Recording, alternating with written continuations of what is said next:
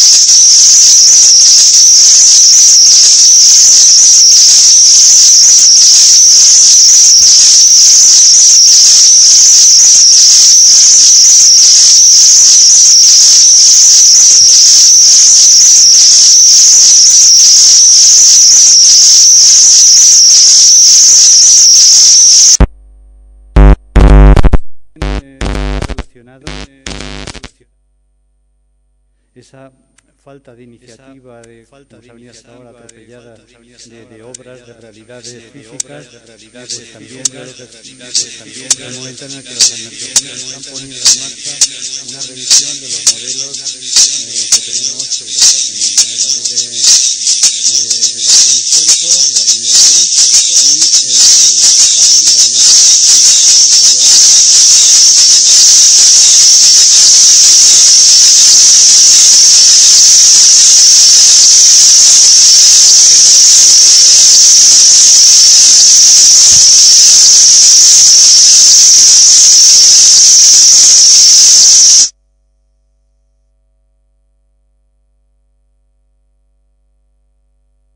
patrimonio, lo radical o los cortes radicales no tienen como mucho sentido.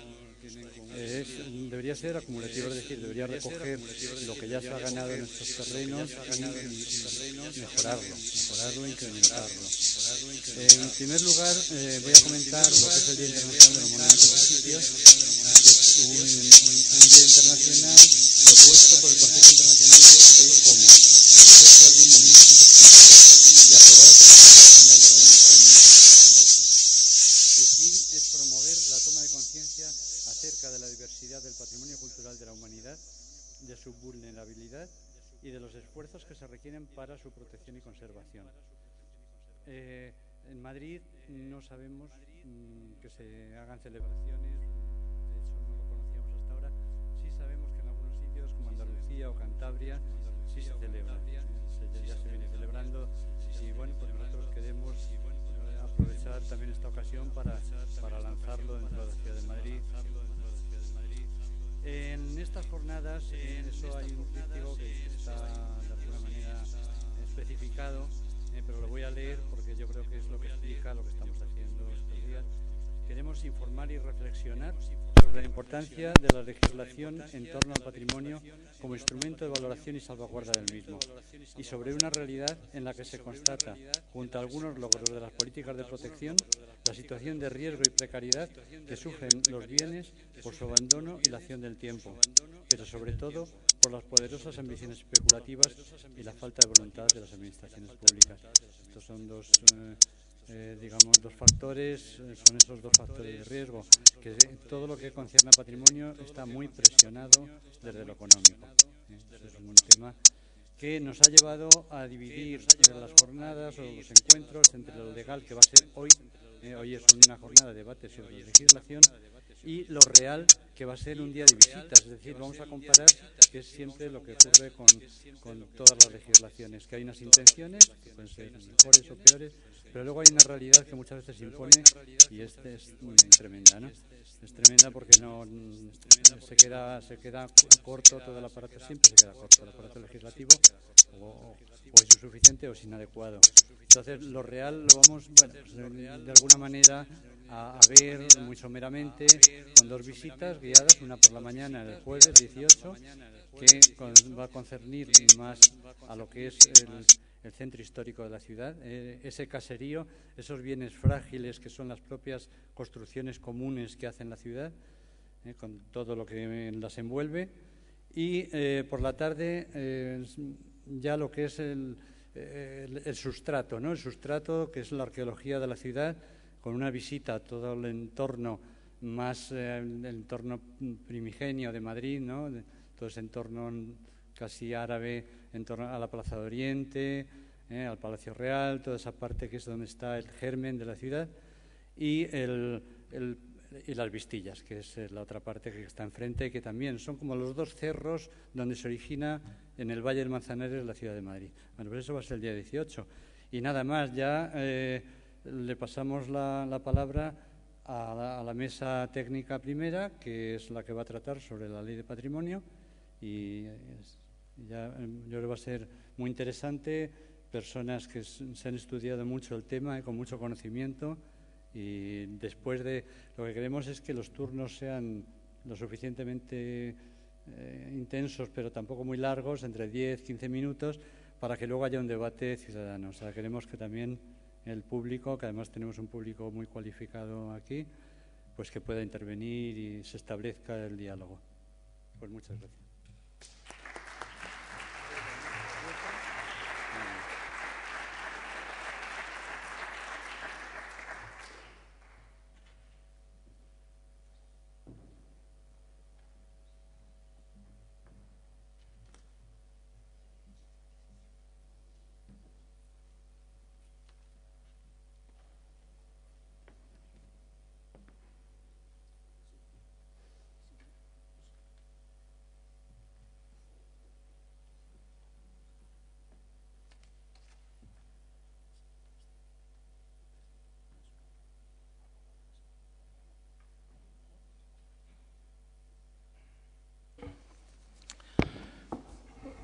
Buenas tardes. Vamos a dar comienzo a la primera mesa de trabajo, que es la que se denomina la nueva Ley de Patrimonio Histórico de la Comunidad de Madrid.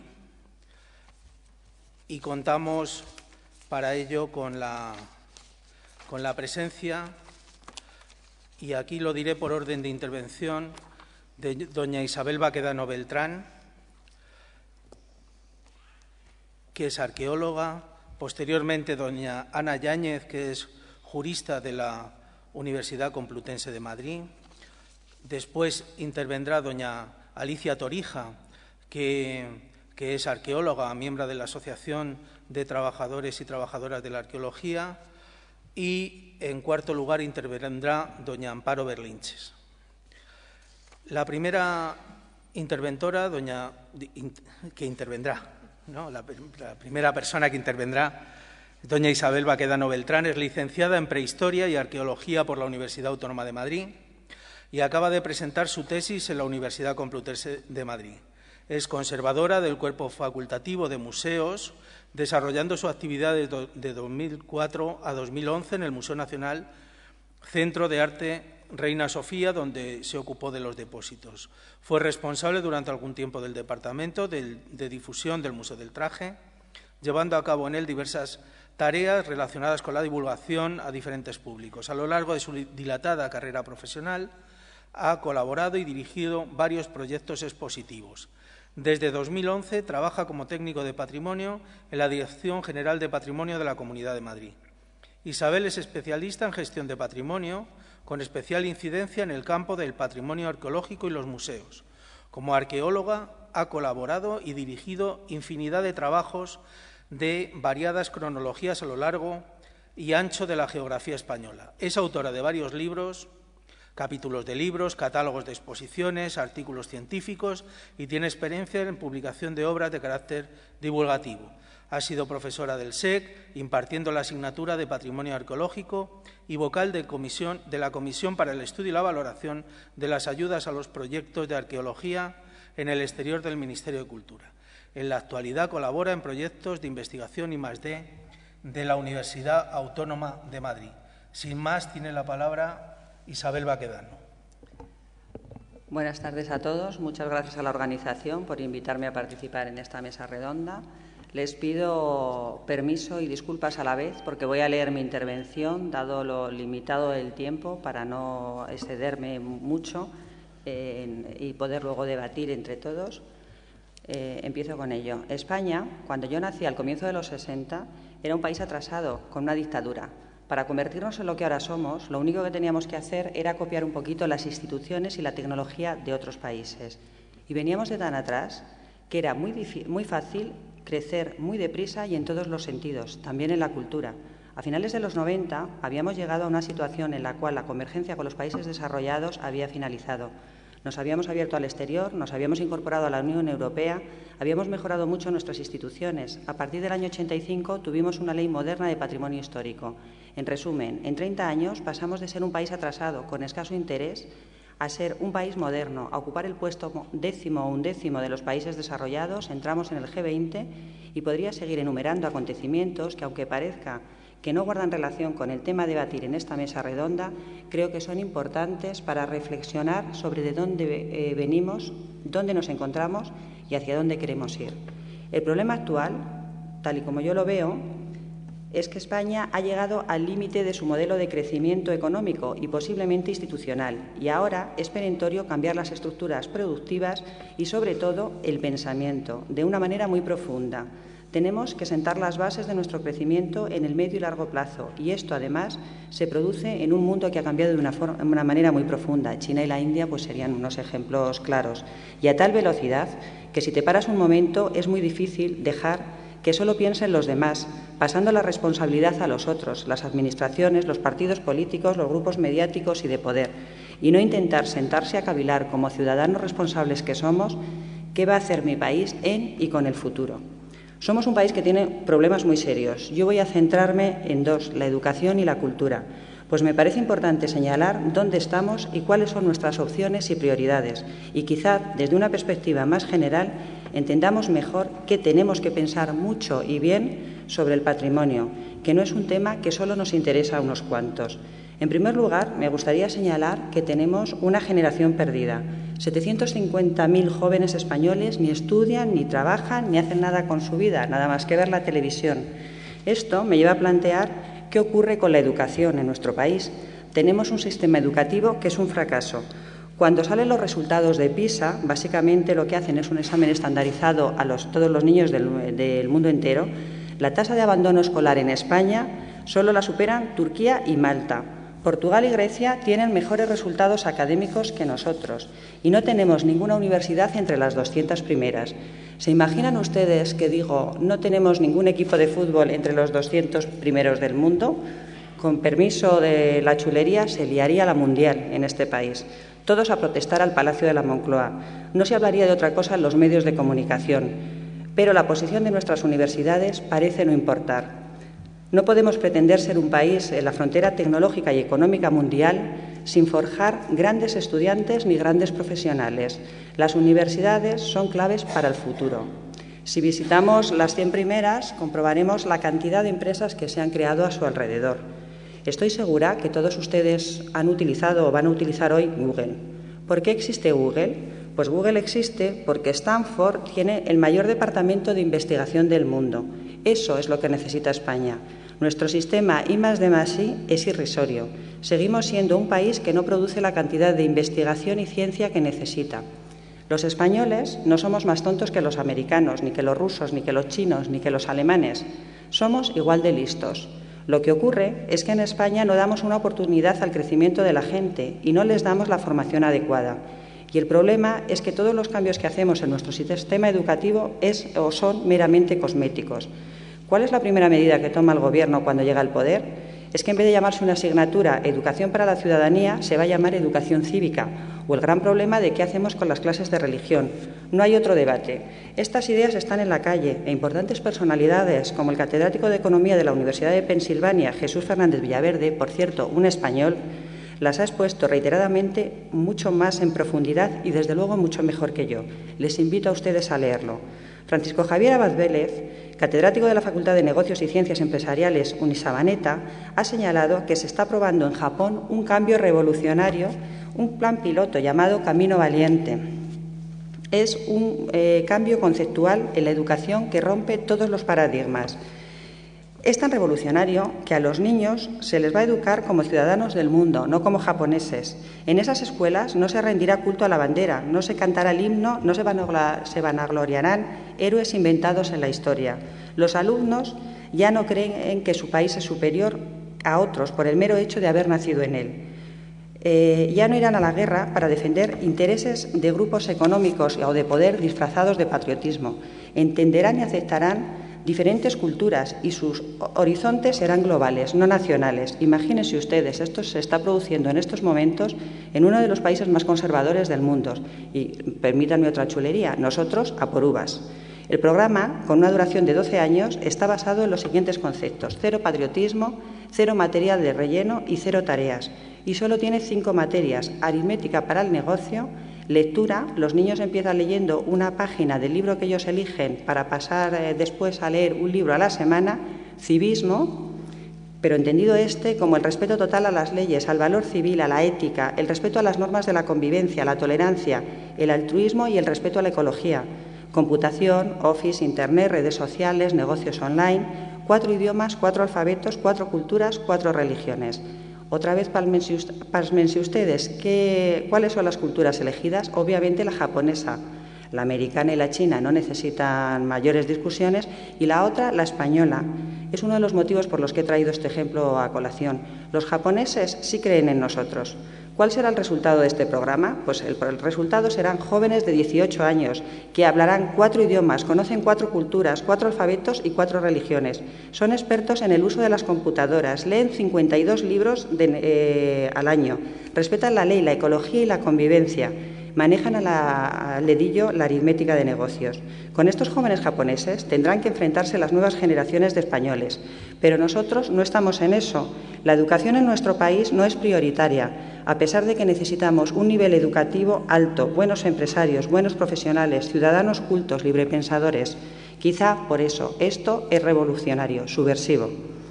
Es una pena que nadie se pare a pensar en esto. Me parece que existe tantísimo campo de crecimiento en los servicios profesionales y en todo tipo de actividades en la economía moderna en España. Tenemos muchas cosas que infrautilizamos. Nosotros no nos las creemos. Los japoneses ya le he dicho que sí. El idioma, el clima, el patrimonio. Somos el país de Europa desarrollada con más y mejores espacios naturales, como lo certifica que tenemos el número mayor de espacios en la red Natura 2000.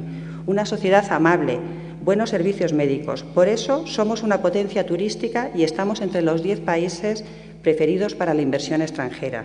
Estos datos son elementos fundamentales que podríamos utilizar como motores para el desarrollo de nuestro país, donde nuestro acervo cultural, bien gestionado, cobraría realmente la dimensión que por su calidad merece. Pero necesitamos educación, infraestructuras y un buen sistema jurídico.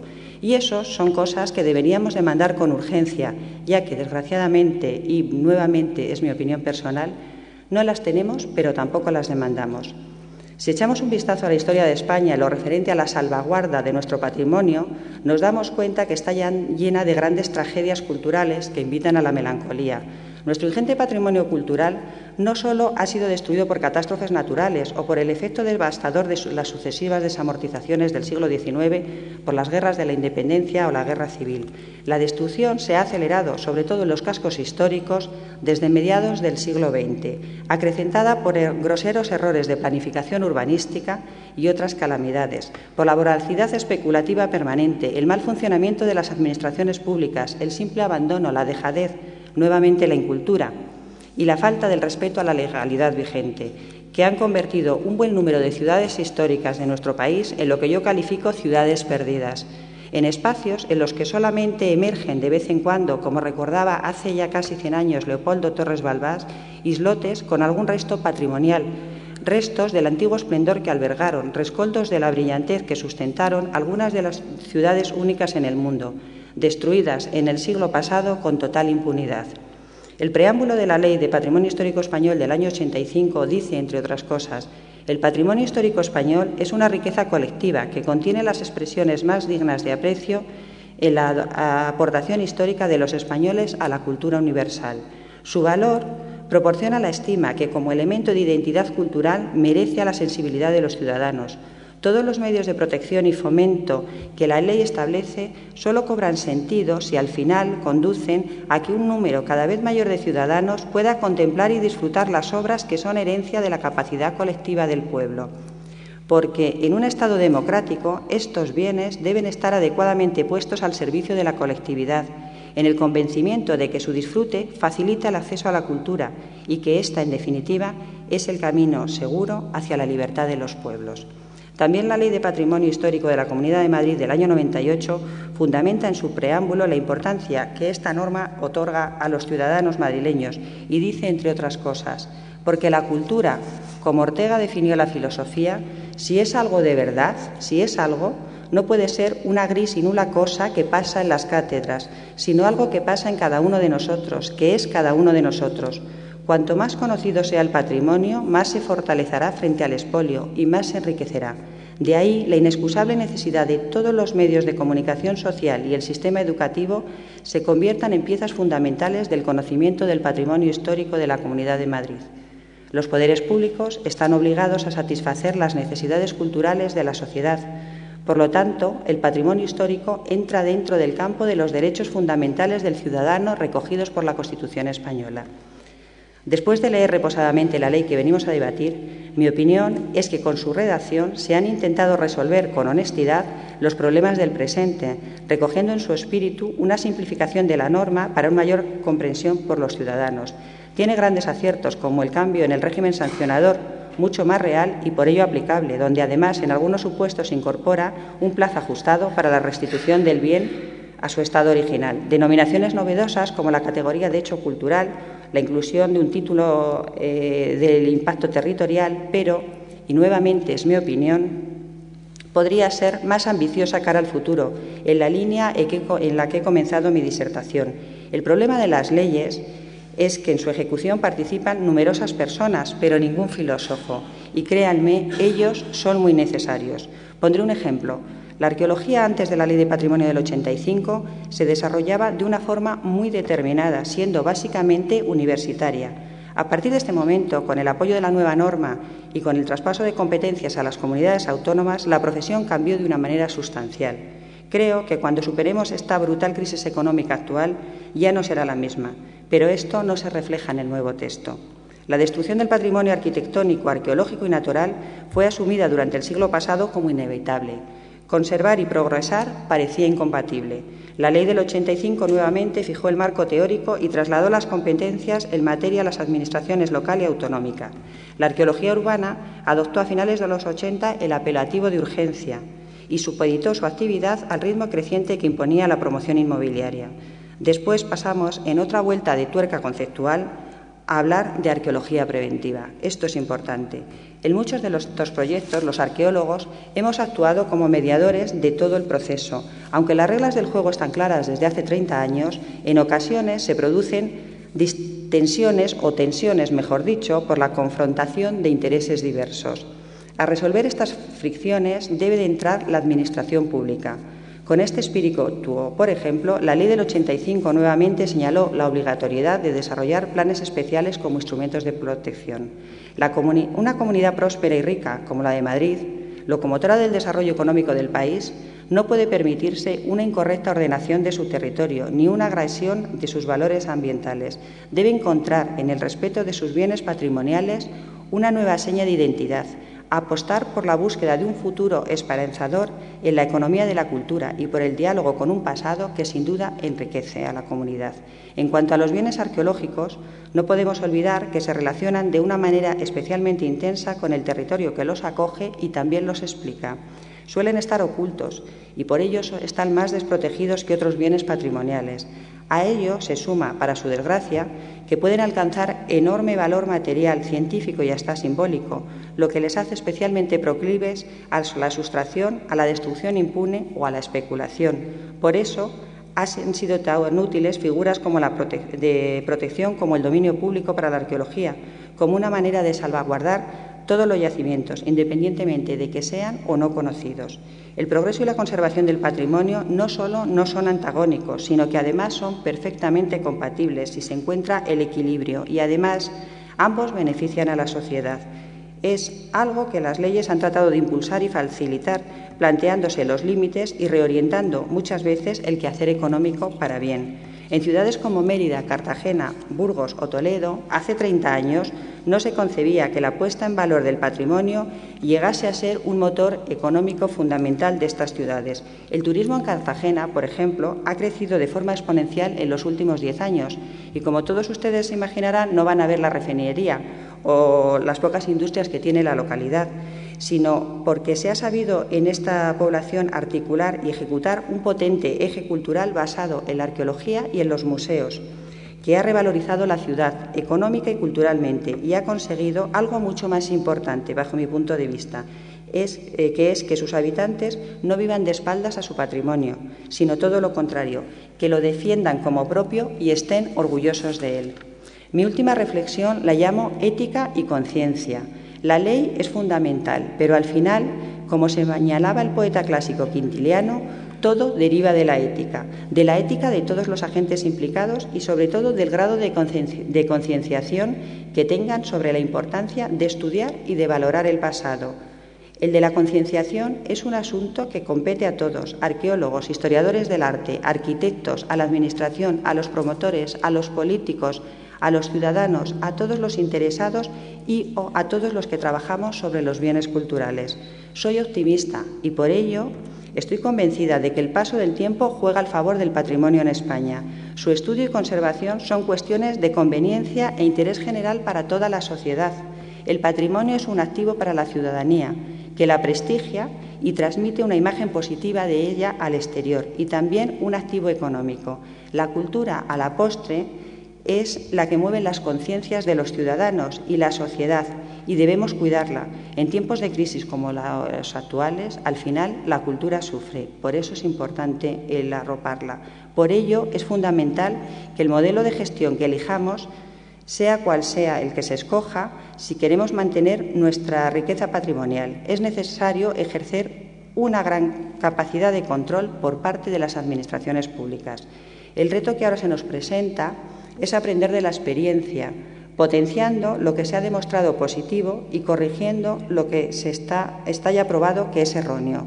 Estoy convencida que la errónea valoración social de los bienes patrimoniales forma parte de una fallida educación sentimental, de un imaginario colectivo erróneo que apenas ha sido corregido por la labor docente o en la publicidad institucional. La base de nuestro futuro debe de partir del abandono de una visión equivocada de la protección cultural.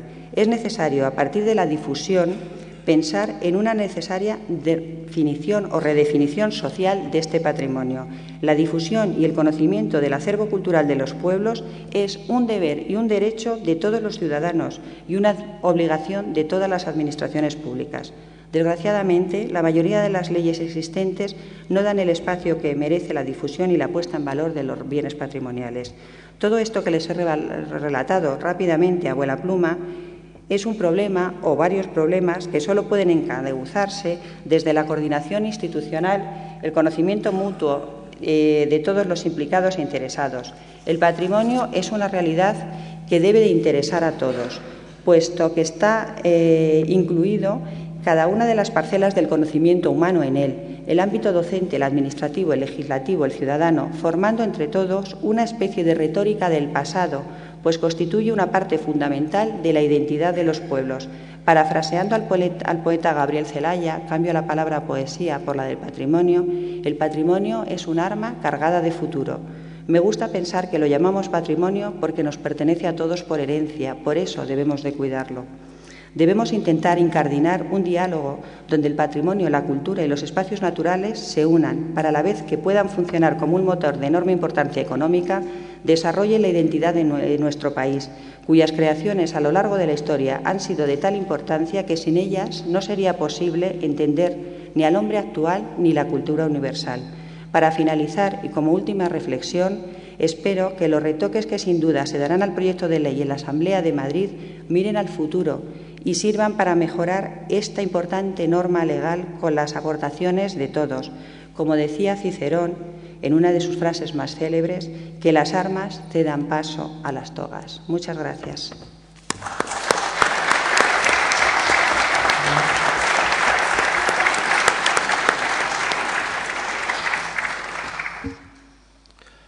Muchas gracias, Isabel, por tu brillante ponencia. Y a continuación le daremos la palabra a Ana Yáñez, que es desde hace más de 12 años directora de la Fundación de Casas Históricas y Singulares y secretaria general de su patronato.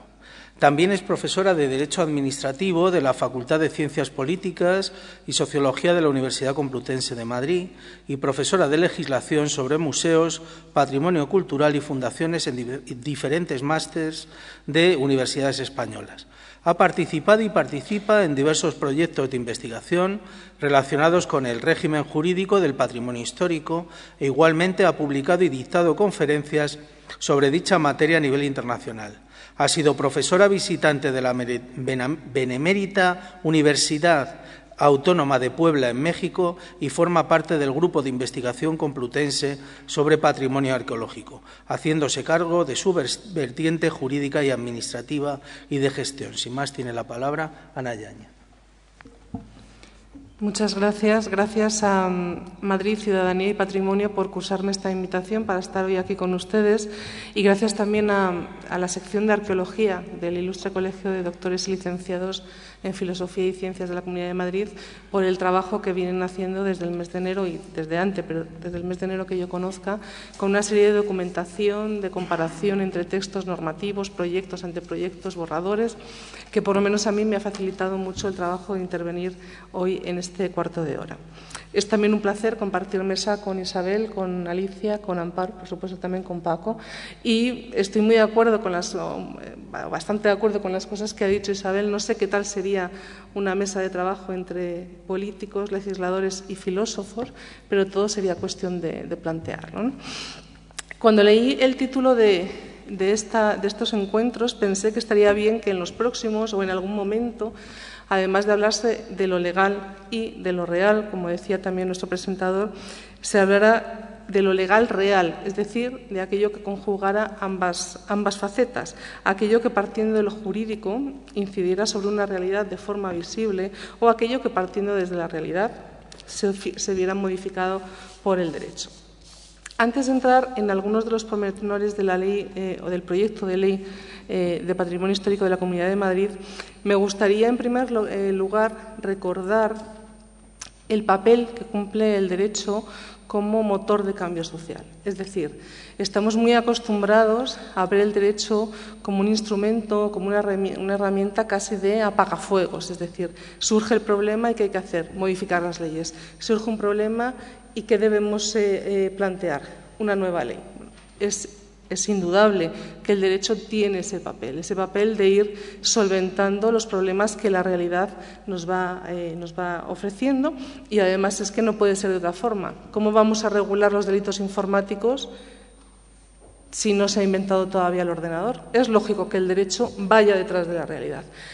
Pero además de esa función, digamos, más inmediata o más de la realidad actual que cumple el derecho, yo creo que también es muy importante concebir el derecho como un mecanismo, como un instrumento para modificar los comportamientos sociales. Es decir, a través de las normas podemos y debemos contemplar además esa posibilidad, cambiar una circunstancia que en un momento determinado se nos plantee como negativa. Es decir, yo no tengo dudas, ninguna además, de que el actual proyecto de ley de la Comunidad de Madrid de Patrimonio Histórico deba contemplar cómo conjugar la normativa urbanística y la normativa de patrimonio. Todos los que trabajamos en esto sabemos que se plantean problemas y sabemos que hay que solucionarlos. Ahí el derecho iría detrás de esa realidad. Pero, por ejemplo, un tema que a mí me preocupa mucho, que es el desconocimiento por parte de los ciudadanos de muchos de los trámites administrativos de los que pueden hacer uso y que no conocen, eso es algo que no tiene una realidad actual, es decir, si los ciudadanos utilizan o no el trámite de información pública para intervenir en un expediente de declaración de bien de interés cultural o si es posible, algunas veces lo es, en la aprobación de un reglamento, eso es algo que no provoca problemas actuales. Sin embargo, si queremos una ciudadanía concienciada, una ciudadanía que participe, una ciudadanía que se implique en estas cuestiones, necesitamos desde las normas promover esa participación. No nos basta con prever la información pública. Habría que, de alguna forma, promover esa situación de participación, de concienciación, de utilización. Es a eso a lo que me refiero, a esa idea de que si queremos cambiar a largo plazo determinados comportamientos, y por ejemplo el de la concienciación creo que es un tema clave en la conservación del patrimonio. Ahora, me estaba acordando ahora que la Fundación Caja Madrid ha publicado a finales de 2012 un estudio sobre la percepción que la ciudadanía en España tiene sobre el patrimonio cultural. Y aparte de poner sobre la mesa que no es una de las grandes preocupaciones, ni mucho menos de los ciudadanos, es que además la ciudadanía en general, no estamos hablando de colectivos implicados como somos los que estamos aquí, en general no se siente identificada con el deber o con la necesidad de conservar el patrimonio. Eso yo entiendo que es una cosa que debe cambiar.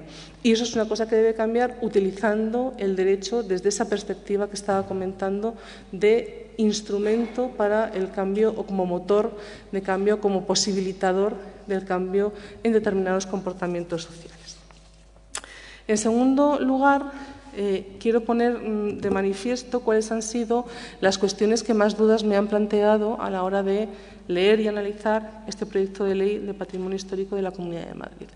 Y en ese sentido me han surgido dudas o me han llamado la atención cuestiones de muy diversa naturaleza, pero al final las he agrupado sistemáticamente en dos, ¿no?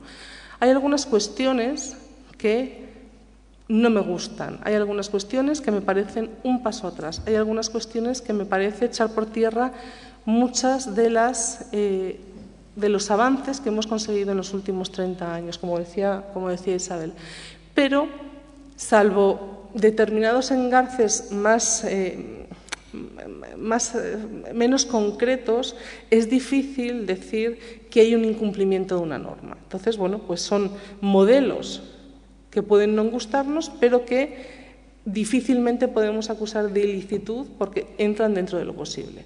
Y después también he encontrado otras situaciones que me parece que sí que chocan claramente con algunos preceptos y con algunas competencias que sí están vigentes en la actualidad y que desde esa perspectiva la ley, los legisladores deberían cambiar, ¿no?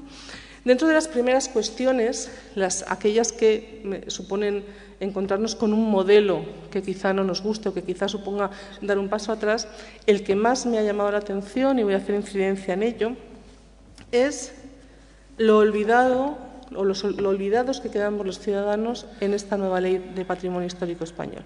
Y eso lo he detectado en varios lugares. Lo he detectado, por ejemplo, en la cuestión de las comisiones, que es una cosa que sé que van a hablar a continuación, pero no quería dejar de ponerlo de relieve.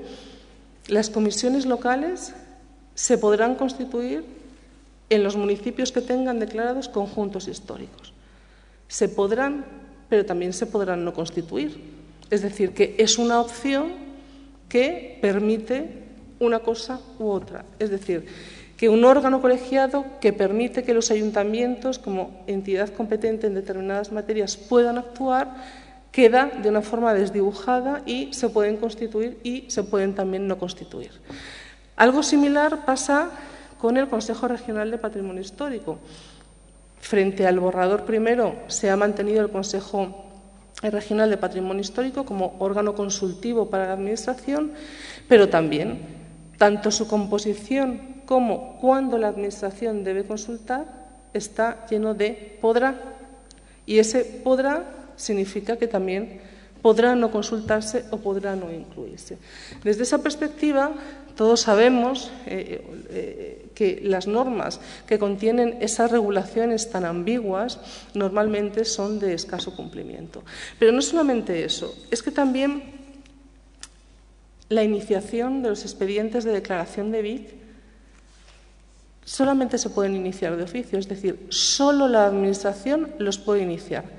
¿Dónde quedan las previsiones normativas que decían que todo ciudadano podrá impulsar la acción para poder abrir un expediente de declaración de BIC. En la actualidad sí se da una participación ciudadana en ese sentido, pero la Administración tiene que aceptarla. Antes, o en otras normas, no ha sido así. ¿Dónde queda la acción popular y la acción pública? Es decir, parece que los mecanismos jurídicos que teníamos para que la participación de asociaciones, entidades, ciudadanos, colectivos fuera más o menos efectiva o más o menos obligatoria han quedado hasta cierto punto desdibujados. Y yo creo que eso además, y voy a hacer lo mismo que Isabel, he traído a colación el preámbulo de la Ley del 85, que sigue siendo un texto que nos sirve de guía para muchas cosas. En este preámbulo se dice que el valor del patrimonio histórico lo proporciona la estima que como elemento de identidad cultural merece a la sensibilidad de los ciudadanos, porque los bienes que lo integran se han convertido en patrimoniales debido exclusivamente a la acción social que cumplen, directamente derivada del aprecio con que los mismos ciudadanos lo han ido revalorizando. Si vamos apartando de una forma que a mí me parece clara a la ciudadanía de este tipo de posibilidades de intervención, nos estamos alejando también de esa idea de que somos los ciudadanos los que construimos el patrimonio cultural con nuestro aprecio, ¿no? Eso me ha parecido, dentro de los modelos que se pueden elegir o no, porque esto no existen normas que te digan que obligatoriamente tienes que permitir de esta u otra forma esa participación, pues es un modelo que yo creo que va en contra de esta participación y que además va en contra de una idea que yo creo que los legisladores deberían apropiarse. Para mí es un signo de inteligencia que aquellos que pretenden que las normas se cumplan cuenten con sus destinatarios. Es decir, una norma tiene muchas más posibilidades de éxito si sus destinatarios la aceptan, la comparten, participan, que si nos encontramos con un rechazo brutal de esa normativa. De hecho, hay muchos ejemplos muy significativos de normas prácticamente inaplicables porque los ciudadanos se han negado a asumir determinadas circunstancias. Hay muchos más ejemplos de esta situación. Pues me ha llamado mucho la atención que en cuestiones de contaminación visual, por ejemplo, donde hace mucho tiempo, donde en los conjuntos históricos se limita las antenas, se limita la publicidad, en este proyecto, por ejemplo, se dejara de una forma mucho más escasa, frente a, por ejemplo, las propuestas que se han hecho desde estos colectivos, que son propuestas mucho más incisivas, mucho más protectoras de esa, digamos, visual que también permite el disfrute del patrimonio, y como eso, con otras muchas cosas, ¿no? Pero para no extenderme, quería centrarme ahora en 3 previsiones de la ley, y bueno, he encontrado 3, pero luego podemos, aquí me he traído todo el taco de documentos por si tenemos que consultar, hablar, debatir, para hacer lo que tengamos que hacer, pero ha habido 3 cosas que me han llamado especialmente la atención porque entiendo que jurídicamente pueden plantear problemas serios, porque pueden vulnerar o podemos interpretar, porque los juristas lo que hacemos es interpretar, podemos interpretar que vulnera normativas existentes en la actualidad y competencias. Uno es que desaparezca el dominio público arqueológico general, es decir, los bienes muebles siguen siendo de dominio público, pero nada se dice de los inmuebles. Yo tengo muchas dudas que sea aunque esto, como digo, es interpretable y es verdad que hay opiniones para todos los gustos, pero en general la opción que ha prevalecido es la de entender que el ente, en nuestro caso el Estado, que tiene capacidad para afectar una categoría entera de bienes, es también el que tiene la capacidad de desafectarlos, ningún otro. Esto es distinto a la titularidad. Es decir, una cosa es que el Estado afecte, como hizo en el año 85, todos los bienes arqueológicos al dominio público, y otra cosa es que la titularidad sea de las comunidades autónomas. No hay ningún problema en eso, porque son 2 niveles distintos. Uno el de la afectación, otro el de la titularidad. Y desde ese punto de vista, desde una antigua ley del Tribunal Constitucional del año 88, que ponía en duda, o donde se ponía en duda la legalidad de la Ley de Aguas, se entiende que la capacidad para afectar y desafectar categorías enteras de bienes pertenece al Estado. Por tanto, el que la Comunidad de Madrid solamente haya contemplado los bienes muebles cuando la legislación estatal habla de objetos y restos materiales, y dentro de restos materiales podemos entender, por supuesto, también los inmuebles, creo que puede encontrar un problema de incardinación jurídica importante, ¿no? Además, si los bienes inmuebles arqueológicos no son de dominio público, ¿de quién son? De propiedad privada. Nos volvemos al año 11, a 1911, no a 2011, a 1911. Con la ley de 1911 se estableció un régimen bastante loco en el que los bienes arqueológicos, si estaban repetidos, que yo nunca he sabido qué significaba que un bien arqueológico estuviera repetido, podían quedar, por ejemplo, en manos de los arqueólogos. Bueno, pues volvemos a una situación parecida, ¿no? Los bienes muebles no son de dominio público, pero entonces ¿de quién son y qué se puede hacer con ellos? Yo creo que dentro de la demanialización que hizo el Estado en el año 85 estaban todos los bienes arqueológicos y tengo dudas jurídicas de que eso pueda la Comunidad de Madrid quitarlo de un plumazo en un artículo, y además es algo que afecta a la legislación civil, algo que está en manos del Estado en el artículo 149.1 de la Constitución. Por tanto, ahí se podrían plantear cuestiones serias. Otro de los temas es el del silencio administrativo, un silencio administrativo en contra de muchas de las tendencias actuales previstas en general para todas las administraciones públicas, pero hay uno en concreto, el de los permisos para las excavaciones arqueológicas, que contraviene claramente la Ley de Procedimiento Administrativo Estatal. Me estoy refiriendo a cuando uno pide un permiso de excavación, si no se da en un determinado plazo, se tienen que entender como concedido. Pues no. La Ley 3092, la Ley de Procedimiento General, que es aplicable a todas las administraciones públicas, dice que cuando se solicita una autorización sobre alguna cuestión que pudiera dar potestades sobre el dominio público o el servicio público, ese silencio deberá ser negativo. Lógico, tanto el dominio público como los servicios públicos son circunstancias que afectan de forma muy importante a cuestiones esenciales del sector público. Por lo tanto, no parece que pueda ser una petición y una ausencia de respuesta la que dé lugar a esa autorización, ¿no? Y por último, y en eso esto se lo debo a la pertenencia al Grupo de Patrimonio Arqueológico de la Universidad Complutense de Madrid, dirigido por la profesora Querol, hay una ausencia de arqueología preventiva, y sé que Alicia hablará de esto más en detalle, en todo el texto. Es decir, ni cuando se habla de urbanismo ni cuando se habla del impacto territorial, las alusiones a lo arqueológico son absolutamente etéreas, ¿no? Desde ese punto de vista, una situación tal contravendría claramente el Convenio para la Protección del Patrimonio Arqueológico de La Valeta. Es decir, ese es un texto internacional que España ha asumido como propio. Y es cierto que en nuestro país tenemos, y eso yo lo he estudiado para otras cosas, pero nos cuesta mucho que los jueces apliquen los convenios internacionales. Por ejemplo, el de Patrimonio Mundial. Hay infinidad de sentencias que afectan a ciudades y elementos patrimonio mundial y que en las sentencias que los tratan lo único que nos encontramos es Ávila, ciudad patrimonio mundial, No, es que detrás de ese patrimonio de la humanidad, o patrimonio mundial, hay un régimen de una convención que es de las más aceptadas en todo el mundo. Lo que pasa es que nos cuesta aplicar esas cosas, ¿no? Entonces, bueno, esas son las tres cuestiones que quería, desde un punto de vista jurídico, poner de relieve, por más que haya otras también importantes. Y también decir que me parece un poco hipócrita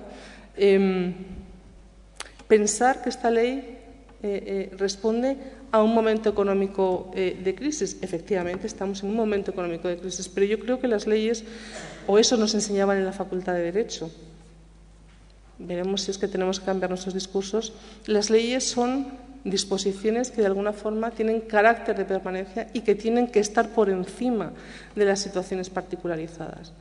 Cada vez son más los estudios que ponen de relieve cómo la inversión en patrimonio retorna de una forma clarísima desde un punto de vista económico al territorio en el que están produciendo esas acciones. Y en patrimonio de la Universidad de Valencia, los estudios que han hecho en economía aplicada en la Universidad Complutense, es decir, hay muchos estudios que ya nos reflejan esa realidad, ¿no? Esa realidad que supone que cada euro que se invierte puede retornar en 20, por ejemplo, vía turismo. Estudios hechos, por ejemplo, en Albarracín hace 4 o 5 años. Entonces, bueno, no me parece que esa sea tampoco la excusa que podamos poner para que una ley, de alguna forma, pueda no entrar en determinadas cuestiones que, desde mi punto de vista, la Constitución sí que ha puesto en manos de los poderes públicos.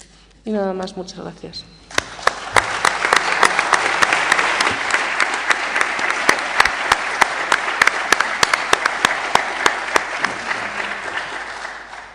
Muchísimas gracias, Ana, por tu brillantísima intervención. A continuación tiene la palabra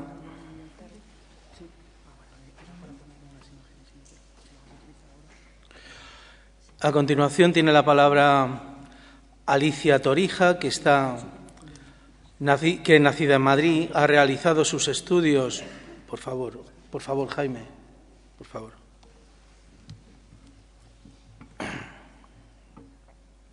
A continuación tiene la palabra Alicia Torija, nacida en Madrid. Ha realizado sus estudios de licenciatura y doctorado en la Universidad Complutense de Madrid, con la doble especialidad de Historia Antigua y Prehistoria.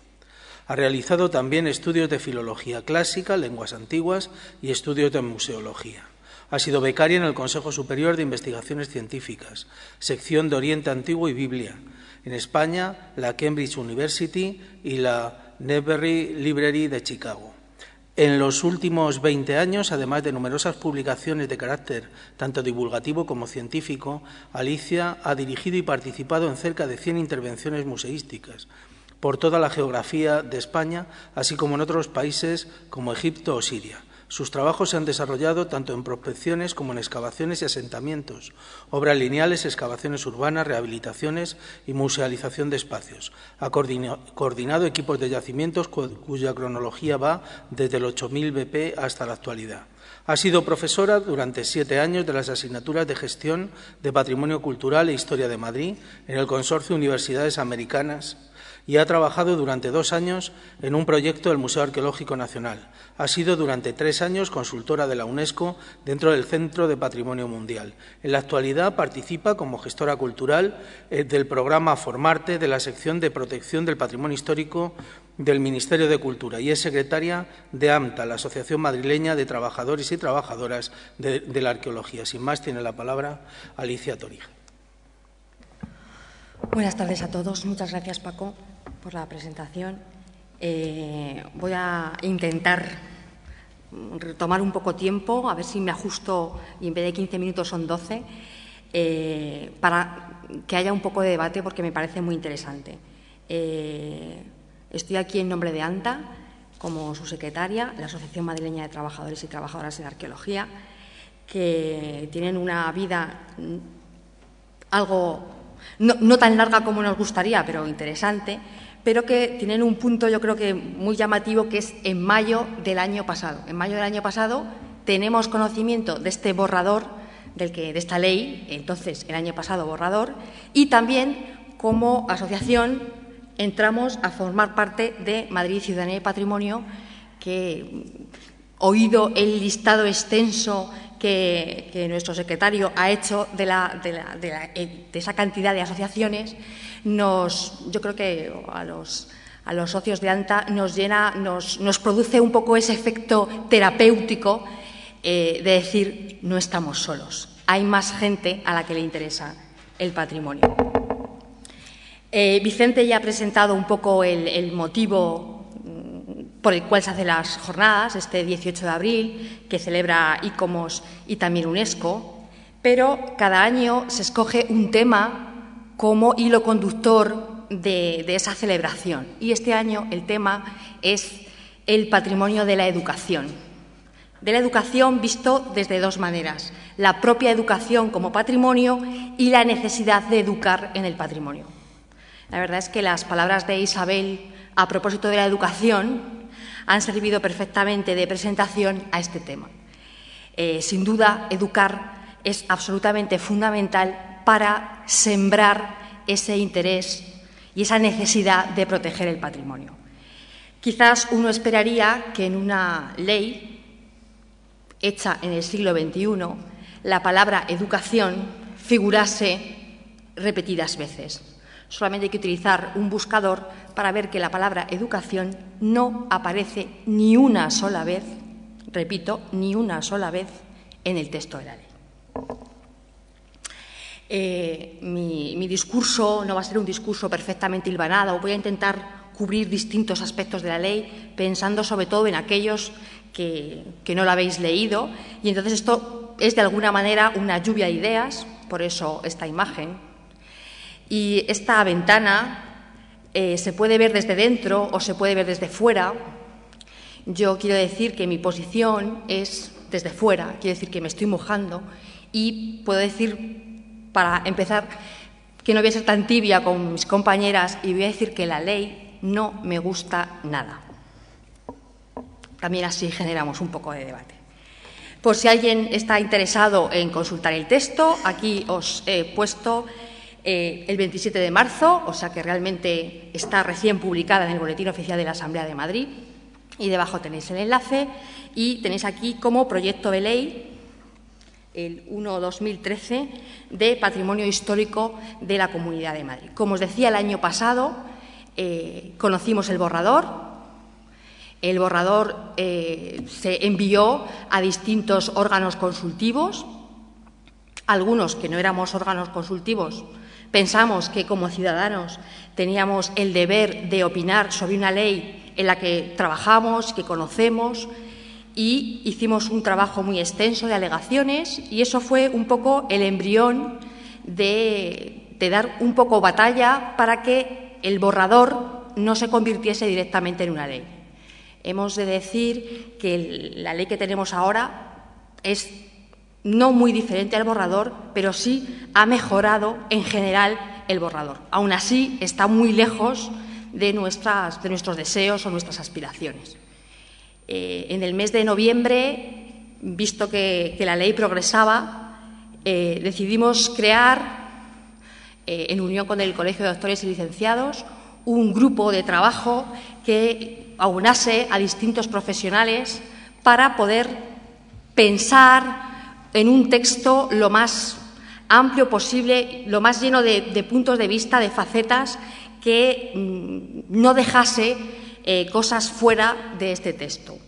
Quiero decir que en diversas reuniones en el mes de noviembre y diciembre invitamos a la Dirección General de Patrimonio de la Comunidad de Madrid, que es en el fondo la que lidera este texto, la responsable de este texto, a que colaborase, participase. Y, desafortunadamente, la respuesta es que la suerte estaba echada y ya solamente el trámite en la Asamblea de Madrid y los grupos políticos podían cambiar el texto de la ley. Estamos precisamente ahora en ese proceso. El día 10 se presentaron 3 alegaciones a la totalidad que han sido rechazadas y mañana, día 16, es el último día para presentar las alegaciones parciales al texto de la ley.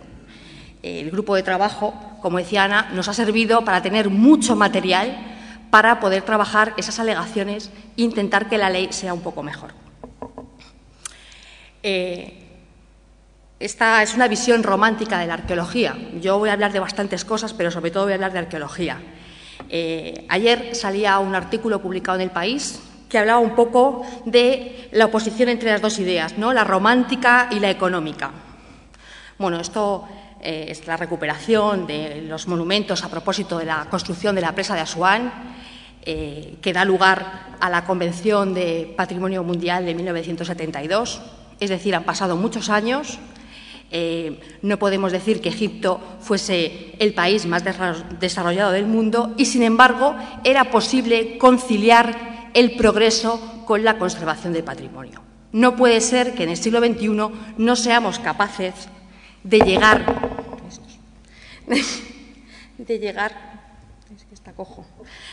a ese entendimiento, digamos, entre las dos cosas. Como recoger aquí el articulado de la ley es muy complejo, Una de las cosas que trabajamos en ese grupo que les decía fue hacer una serie de titulares, digamos, que hablasen un poco del patrimonio, ¿no?, de lo que cuenta esta ley. Y un poco las directivas generales, ¿no?, que pensamos nosotros que podían estar en el patrimonio. Ana ha hablado muy bien de la parte del retorno económico, del beneficio que produce el patrimonio, a pesar de que, sobre todo, algunos políticos se empeñen en decirnos que eso no es posible. El patrimonio, lo que nosotros declaramos, no deja de ser un acuerdo. Le damos a un grupo de personas la facultad de decidir qué es lo que se debe proteger. Creo que el papel de la ciudadanía debe ser reivindicar que ese colectivo de personas que decide qué es lo que se debe proteger debe tener una base social más amplia y debe ser consultivo. Ana hablaba a propósito del Consejo de Patrimonio, cómo se ha vuelto más restrictivo respecto a la ley del 98 y cómo, además, su facultad se basa constantemente en ese podrá. En una de nuestras alegaciones solicitamos que la participación de plataformas y asociaciones esté recogida como parte de ese Consejo de Patrimonio. Hay muchísimos puntos que se podrían trabajar en la ley. Por ejemplo, esta ley rebaja, una vez más pienso que alejando a la ciudadanía del patrimonio, el número de visitas que se pueden realizar a los bienes patrimoniales, ¿no? Pasamos de 4 días al mes a 1 día al mes. Decía también Ana el tema de las crisis. Las leyes deben superar, trascender las crisis. Esperamos que esta ley, la ley anterior, la ley del 98, ha durado 14 años. Es lógico pensar que esta ley pueda durar un periodo equivalente.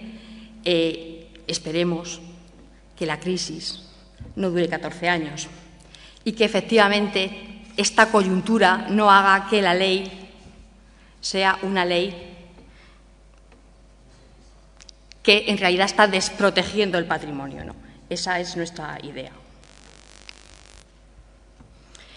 Traigo algunos ejemplos, aunque de arquitectura va a hablar Amparo después, para decir que a veces, incluso con una ley en la mano, no es fácil proteger las cosas.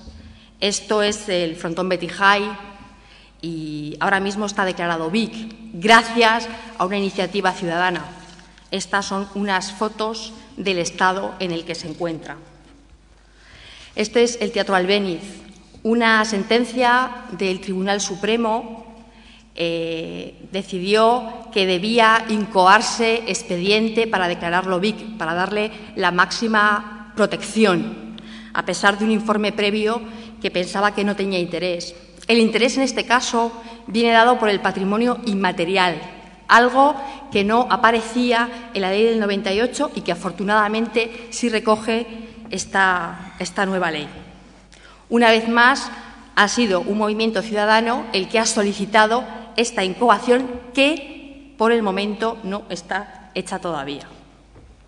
Pero no quiero que pensemos, después además tenemos una mesa centrada en Madrid Capital, que la ley es solo para Madrid Capital. Es una ley para toda la Comunidad de Madrid y por eso he traído este ejemplo de Colmenar de Oreja.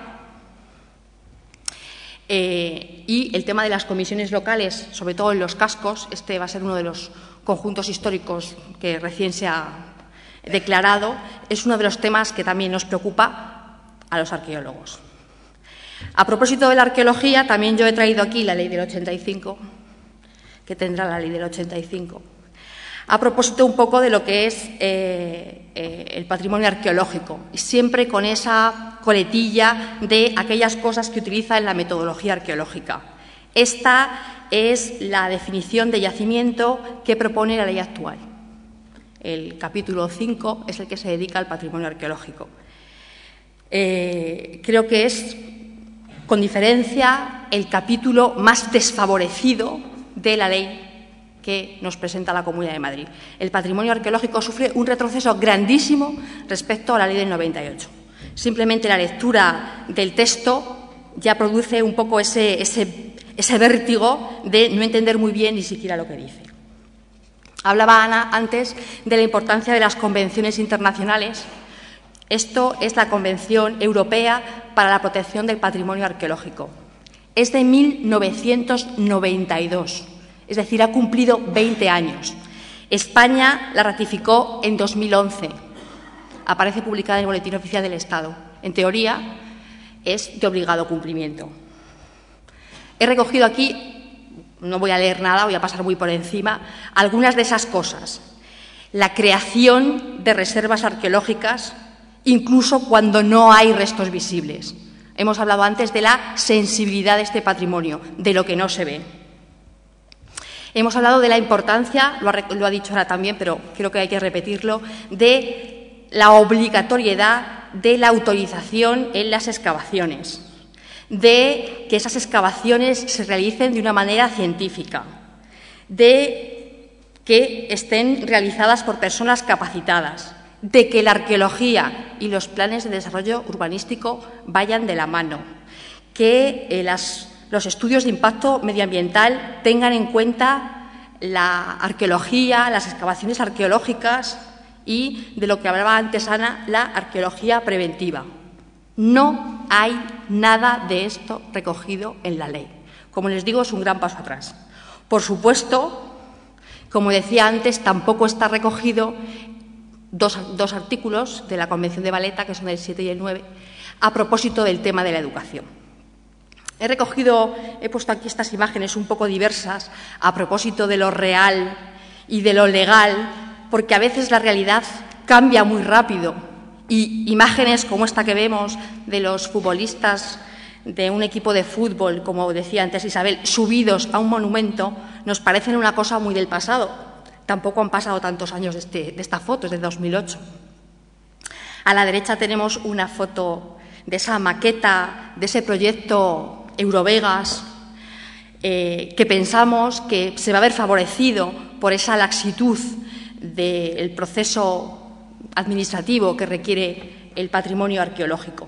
Efectivamente, siguiendo lo que nos contaba Isabel, ¿por qué no un Euro-Harvard en vez de un Eurovegas en Madrid?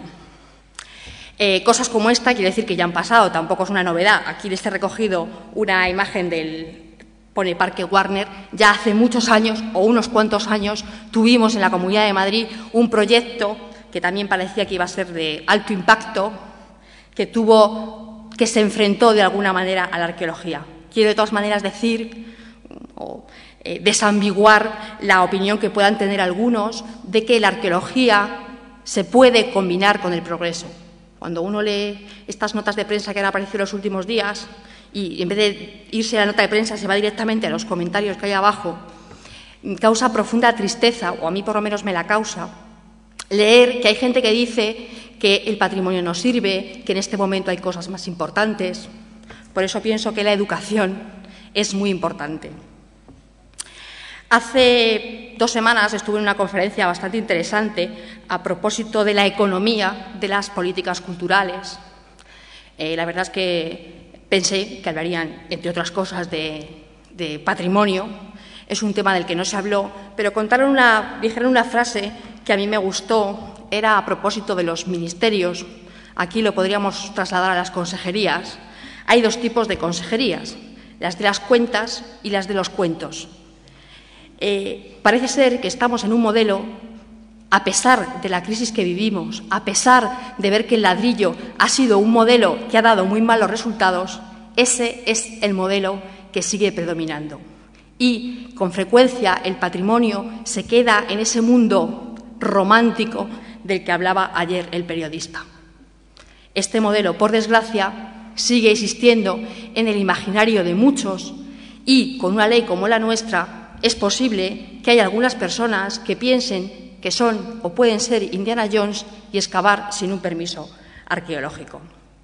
Por último, para terminar, quería llamar la atención sobre algo que seguro ya saben, pero creo que debo recordar, que es que el patrimonio es universal, individual y que la responsabilidad es de todos y con todos. Estamos hablando de la ley de la Comunidad de Madrid, pero justo el viernes ha entrado una ley muy parecida en Castilla-La Mancha se está escribiendo una ley nueva también para la Comunidad de Galicia, y el texto que le recojo es de la Convención de Patrimonio de La Haya en caso de conflicto armado, pero creo que está aquí bien traído a propósito de el daño que le hacemos al patrimonio, ese patrimonio herido y mudo que no puede defenderse y que nos necesita a todos para que seamos su voz.